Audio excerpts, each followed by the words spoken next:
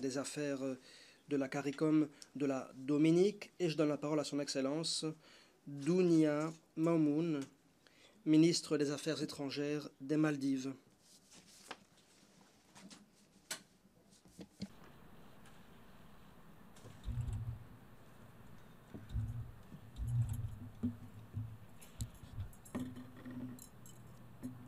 Bismillahirrahmanirrahim.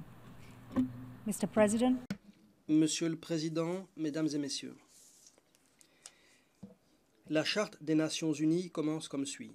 Nous, peuple des Nations Unies. Ces mots montrent bien que c'est la vie humaine qui est au cœur de cette charte. Tel doit demeurer le grand principe orientant notre action. Cette année, nous marquons le 70e anniversaire de l'adoption de la charte. 70 ans se sont écoulés depuis la création des Nations Unies. Le moment est donc spécialement opportun pour nous poser la question suivante. Avons-nous servi comme il le fallait les peuples des Nations Unies? La question est la suivante. Probablement oui. Je le dis parce que les générations successives ont été épargnées du fléau de la guerre entre les États. Toutefois, nous n'avons pas pu empêcher des conflits à l'intérieur des États. Notre foi envers les droits humains fondamentaux a été réaffirmée en principe. Pourtant, on ignore les droits égaux des hommes et des femmes, des nations petites et grandes. La prééminence du droit, les valeurs de bonne gouvernance sont préconisées dans le cas de certains, mais ils sont ignorés pour d'autres. Nous avions promis d'encourager le progrès social et d'améliorer le niveau de vie. Et c'est vrai, la pauvreté extrême a beaucoup diminué, plus d'enfants que jamais vont à l'école. Toutefois, l'écart entre riches et pauvres s'élargit. L'ignorance, l'intolérance sont omniprésentes. La charte n'a pas reconnu l'importance de l'environnement et aujourd'hui, chaque jour, nous faisons faux bond à l'environnement. Malgré tout cela, Excellence, l'ONU représente le meilleur espoir pour l'humanité et l'ONU doit conserver sa pertinence. Si nous voulons que l'ONU devienne plus résiliente, si nous voulons qu'elle soit à la hauteur des défis de notre époque, si nous voulons qu'elle insuffle l'espoir à ceux qui vivent dans des situations terribles, si nous voulons inspirer le courage dans l'adversité, protéger les droits des nations, quelle que soit leur taille, alors l'ONU doit être réformée.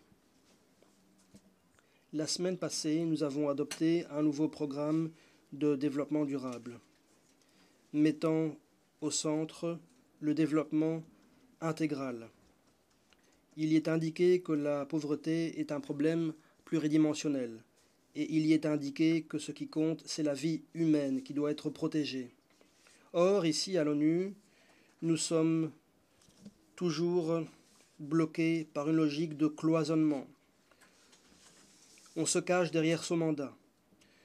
Pourquoi le Conseil de sécurité est-il seulement habilité à traiter de bombes et d'armes?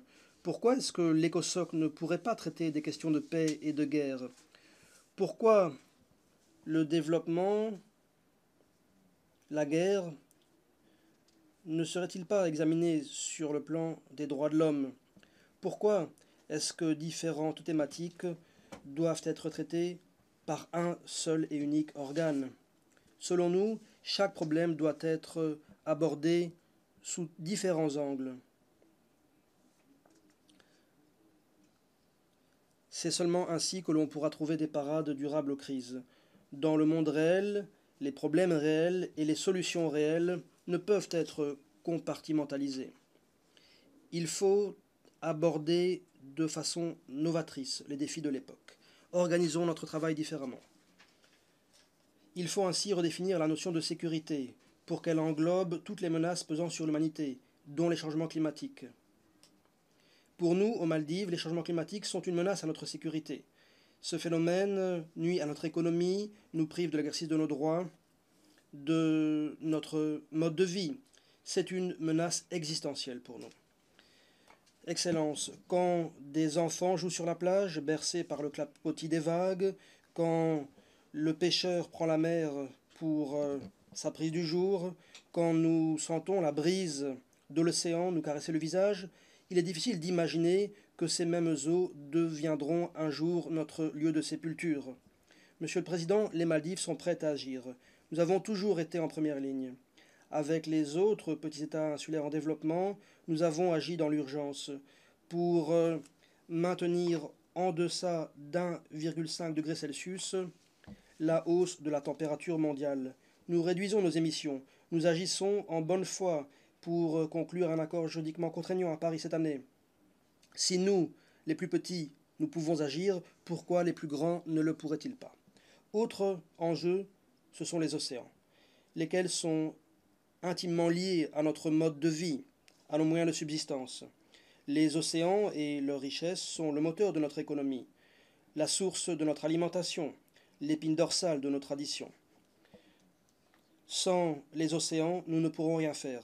C'est pourquoi les Maldives ont interdit le braconnage des tortues au début des années 80. C'est pourquoi les Maldives ont déclaré la création d'une réserve de la biosphère en 2012.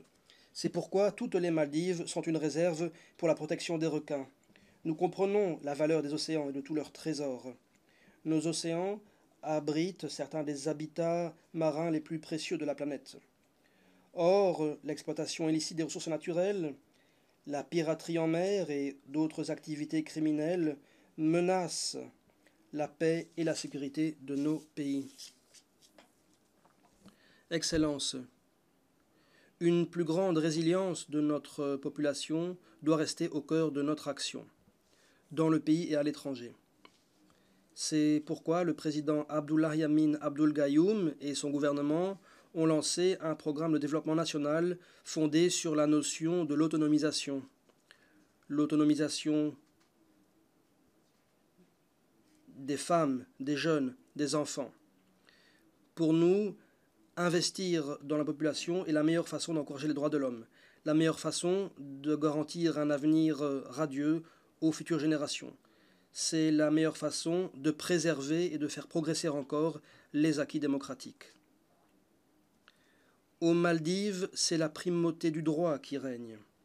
Quelle que soit la position de chacun dans la société, et même lorsque cela n'est guère aisé, nous allons continuer à défendre la primauté du droit. Et je peux vous le garantir, nous n'allons pas flancher. Monsieur le Président, les Nations Unies se sont élevées sur les cendres de la guerre de la destruction. Des groupes de réfugiés, à l'époque, franchissaient les frontières et traversaient des mers, abandonnant tout derrière eux pour rechercher la sécurité, pour se sauver et sauver leurs enfants. Ces temps sont révolus. Nous avons œuvré pour bâtir un monde plus intégré, plus tolérant, un monde meilleur. La peur de l'autre n'a pas paralysé l'humanité. Mais aujourd'hui, nous voyons des images similaires de filles et de garçons, d'hommes et de femmes qui cherchent à fuir la guerre et une mort certaine. Faites preuve de compassion, en commençant par utiliser les termes appropriés. C'est une crise des réfugiés et non pas une crise migratoire. Ces réfugiés fuient une violence absurde, des actes de barbarie commis au nom de l'islam. Les Maldives condamnent ces actes de terrorisme. Les agissements de ces groupes ne sont pas seulement non islamiques, ils sont aussi anti-islamiques. Et ils alimentent la progression de l'islamophobie sur la planète. La communauté internationale ne saurait laisser ces groupes redéfinir notre belle religion de paix, de tolérance et de compassion. Monsieur le Président, nous pensions que l'apartheid avait été démantelé. Or, le monde demeure indifférent aux politiques d'apartheid qui sont appliquées par Israël en Palestine occupée. Il y a 3 jours, le drapeau palestinien a été hissé à l'ONU. Ça a été une occasion historique.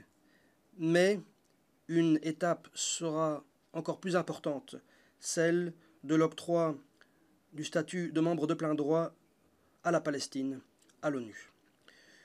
Une solution permanente serait le retrait complet d'Israël, la création d'un État palestinien dans les frontières de 1967 avec Jérusalem-Est comme capitale. Excellence, les petits États insulaires en développement diffèrent des grands États.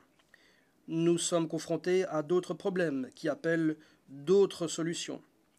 Chacun en est conscient. Toutefois, dans l'architecture internationale, y compris à l'ONU, les caractéristiques propres aux petits États ne sont pas prises en considération. Cela doit changer, et changer tout de suite. Nous, les petits États, nous ne voulons cependant pas être définis seulement par notre vulnérabilité. Nous sommes prêts à faire partie de la solution. Au Samoa, l'année dernière, les PEID ont demandé que l'on crée des partenariats. Seuls, c'est vrai, nous sommes faibles, mais unis, nous pouvons déplacer des montagnes. Les Maldives ont toujours cru que nous étions capables de tout faire, à condition que notre engagement demeure indéfectible. Et l'ONU nous a toujours inspiré à agir ainsi. C'est pourquoi les Maldives ont adhéré à l'ONU, moins de 2 mois après avoir obtenu leur indépendance. Il y a quelques jours, nous avons célébré le 50e anniversaire de notre adhésion. L'ONU nous a bien servi. Nous sommes déterminés à élargir encore et à renforcer ce partenariat. Certes, nous avons peu de moyens financiers, mais nous ne manquons pas de bonnes idées. Notre ancien président, M. Mamoun Abdul Gayoum, a été le premier à soulever le problème de l'élévation du niveau de la mer à cette tribune. Nous avons été les premiers à présenter le concept de sécurité des petits États à l'ONU. Les premiers à préconiser le recours à cette notion ici à l'Assemblée et à préconiser le lien entre droits de l'homme et changement climatique. Nous allons inlassablement continuer à agir sur ces questions, non seulement parce que cela répond au bien des Maldives, mais parce que c'est également bon pour toute l'humanité. Monsieur le Président, il y a 50 ans, lorsque nous avons présenté notre candidature pour adhérer à l'ONU, d'aucuns doutaient de notre capacité à survivre et s'interrogeaient sur notre capacité à apporter une contribution. Cela fait 50 ans que nous sommes membres de l'ONU et je peux dire à ces sceptiques, non seulement nous avons de la volonté, mais en plus nous sommes capables, nous sommes viables, mais en plus nous sommes utiles. Et aux Maldives, nous sommes fiers de ce que nous avons accompli. Je vous remercie.